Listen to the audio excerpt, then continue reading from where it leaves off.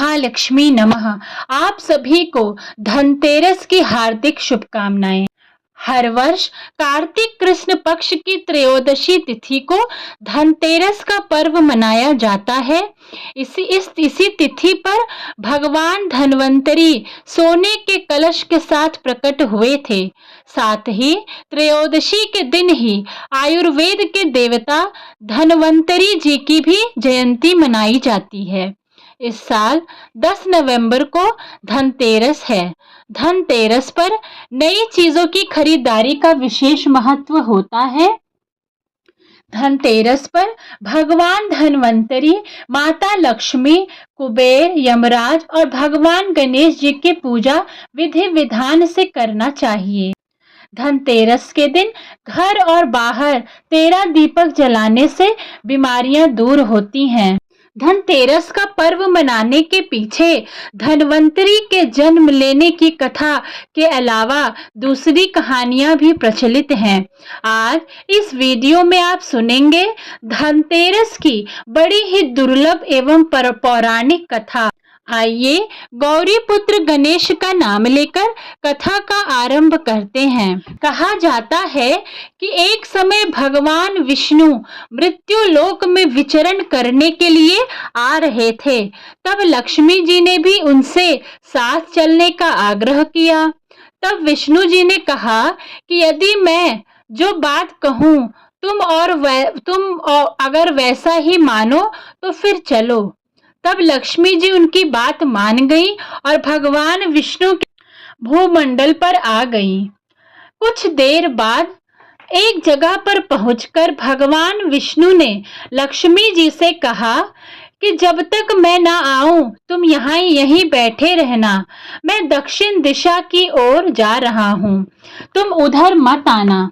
विष्णु जी के जाने पर लक्ष्मी के मन में कौतूहल जागा कि आखिर दक्षिण दिशा में ऐसा क्या रहस्य है जो मुझे मना किया गया है, और भगवान चले गए। लक्ष्मी जी से रहा ना गया। जैसे ही भगवान आगे बढ़े लक्ष्मी जी भी पीछे पीछे चल पड़ी। कुछ ही आगे जाने पर उन्हें सरसों का एक खेत दिखाई दिया जिसमें खूब फूल लगे थे।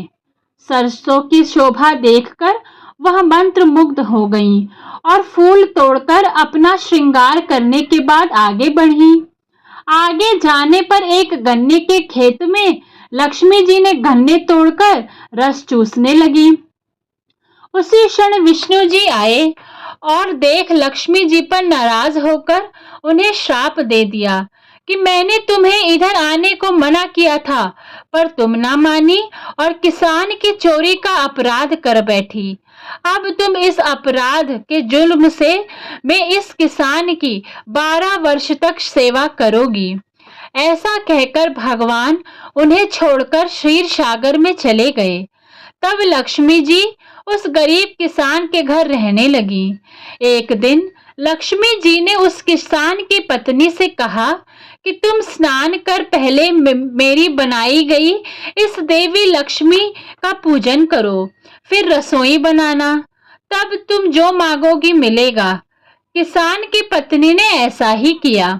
पूजा के प्रभाव और लक्ष्मी की कृपा से किसान का घर दूसरे ही दिन से अन्न, धन, स्वर्ण आदि से भर गया। लक्ष्मी ने किसान को धन धान्य से पूर्ण कर दिया। किसान के 12 वर्ष बड़े आनंद से कट गए। फिर 12 वर्ष के बाद लक्ष्मी जी जाने के लिए तैयार हुई। विष्णु जी लक्ष्मी को लेने आए तो किसान ने उन्हें भेजने से इनकार कर दिया। तब भगवान ने कहा कि इन्हें कौन जाने देता है, यह तो चंचला हैं, कहीं नहीं ठहरती, इनको बड़े बड़े नहीं रोक सके। इनको मेरा शाप था, इसलिए 12 वर्ष से तुम्हारी सेवा कर रही थी। तुम्हारी 12 वर्ष सेवा का समय पूरा हो चुका है। किसान हठपूर्वक बोला कि नहीं, अब मैं लक्ष्मी जी को नहीं जाने दूंगा। तब लक्ष्मी जी ने कहा कि हे किसान, तुम मुझे रोकना चाहते हो तो जो मैं कहूँ वैसा करो। कल तेरस है तुम कल घर को लीप पोत कर स्वच्छ करना, रात्रि में घी का दीपक जलाकर रखना और सायंकाल मेरा पूजन करना और एक तांबे के कलश में रुपए भरकर मेरे लिए रखना। मैं उस कलश में निवास करूंगी, किंतु पूजा के समय तुम्हें दिखाई नहीं दूंगी। इस एक दिन की पूजा से वर्ष भर मैं तुम्हारे घर से नहीं जाऊंगी। यह कहकर वह दीपकों के प्रकाश के साथ 10 दिशाओं में फैल गईं।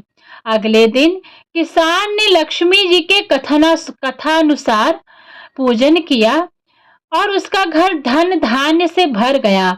इसी वजह से हर वर्ष तेरस के दिन लक्ष्मी जी की पूजा होने लगी। भगवान धन्वंतरी के जन्म की कथा का श्रवण करते हैं। भगवान धन्वंतरी आयुर्वेद के आदि प्रवर्तक व स्वास्थ्य के अधिष्ठाता देवता होने से विश्व वंदनीय हैं। सनातन धर्म के अनुसार भगवान विष्णु ने जगत त्राण हेतु 24 अवतार धारण किए हैं, जिनमें भगवान धन्वंतरी 12वें अवतार माने जाते हैं। अर्थात आप साक्षात विष्णु श्री हरि के रूप हैं। इनके प्रादुर्भाव का रोचक वृतांत पुराणों में मिलता है। एक समय अवसर पाकर असुरों ने देवताओं को सताना प्रारंभ कर दिया। दुखी देवगण अपने राजा इंद्र के सन्मुख उपस्थित हुए और अपनी व्यथा कही। इंद्र प्रमुख देवताओं के साथ भगवान ब्रह्मा की शरण में पहुंचे और उनसे इस परेशानी को दूर करने का निवेदन किया।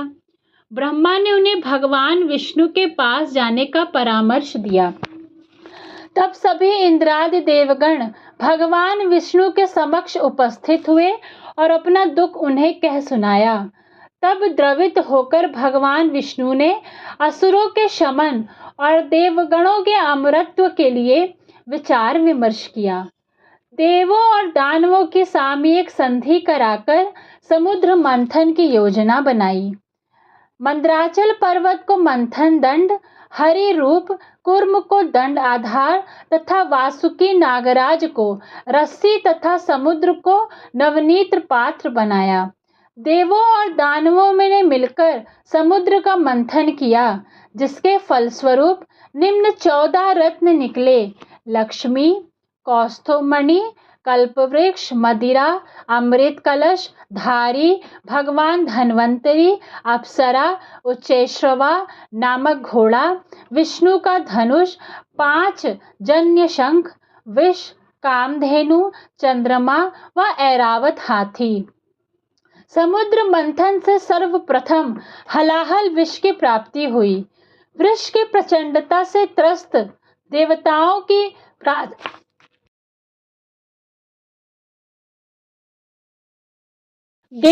की प्रार्थना पर शंकर भगवान ने उसको अपने कंठ में धारण किया। उसके पश्चात कामधेनु प्राप्त हुई, जिसे ऋषियों को अर्पण कर दिया गया। फिर उच्चैश्रवा घोड़ा मिला, जिसे दैत्य राज बाली को सौंप दिया गया। इसके बाद प्रसिद्ध गजराज ऐरावत प्राप्त हुआ, जो इंद्र को दे दिया गया। कौस्तुभमणि विष्णु भगवान को और कल्प वृक्ष देवताओं को समर्पित कर दिया गया। अप्सरा भी देवताओं को प्राप्त हुई। तत्पश्चात लक्ष्मी जी निकली, जिन्हें प्रजापालन परायण भगवान विष्णु का आश्रय प्राप्त हुआ। फिर वारुणी मदिरा निकली, जिसे असुरों को सौंप दिया गया।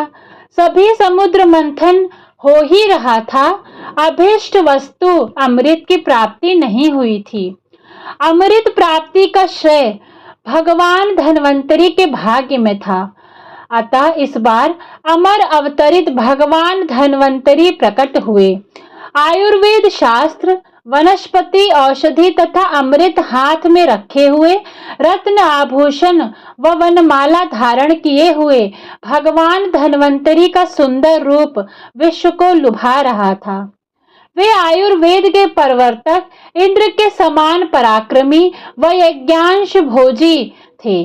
अमृत का कलश भगवान धन्वंतरी के हाथों में देखते ही देव और दानव बड़े ही प्रसन्न हुए। चालाक राक्षसों ने सुधा कुंभ को झपट कर ले लिया। तब भगवान ने विश्व मोहिनी माया का स्वरूप धारण कर राक्षसों को मोहित करके मदिरा में ही आसक्त रखा और प्रजापालक देवताओं को अमृत का पान कराया, जिससे वह अतुल शक्ति संपन्न व अमर होकर राक्षसों से सफल युद्ध कर विजयी बने। इसके बाद अन्य 4 रत्न समुद्र में से और प्राप्त हुए। गरुड़ पुराण में भगवान धन्वंतरी के व्रत की कथा का वर्णन आया है। तदनुसार ऋषियों के पूछने पर विष्णु जी ने कहा कि पृथ्वी एवं स्वर्ग में रोगों के कारण दुखी मानवों व देवों की दशा से आर्त होकर महायोगी नारद भगवान विष्णु के पास गए और अनेक व्याधियों से ग्रस्त प्राणियों के निरोग होने का उपाय पूछा। तब भगवान ने कहा कि मैं धन्वंतरी का अवतार ग्रहण कर तथा इंद्र से आयुर्वेद को प्राप्त करके सब लोगों को स्वस्थ बना दूंगा। साथ ही भगवान बोले कि मैं कार्तिक कृष्ण त्रयोदशी वीरवार हस्त नक्षत्र के शुभ दिन बनारस में धन्वंतरी के रूप में अवतार लेकर आयुर्वेद का उद्धार करूंगा। नारद जी ने भगवान धन्वंतरी की पूजा विधि, उसका फल, नियम व समय तथा पूर्व में किसने किया आदि प्रश्न पूछे। तब भगवान ने कहा कि कार्तिक कृष्ण त्रयोदशी के दिन मैं प्रकट हुआ हूँ, अतः यह दिन धनतेरस के नाम से विख्यात होगा। विधिवत पूजन अक्षय फल प्राप्त कराएगा। आशा करती हूँ कि आपको यह वीडियो अच्छा लगा होगा। वीडियो अच्छा लगा हो तो इसे लाइक करें, सब्सक्राइब करें तथा अपने मित्रों के साथ शेयर करें। ओम नमः शिवाय।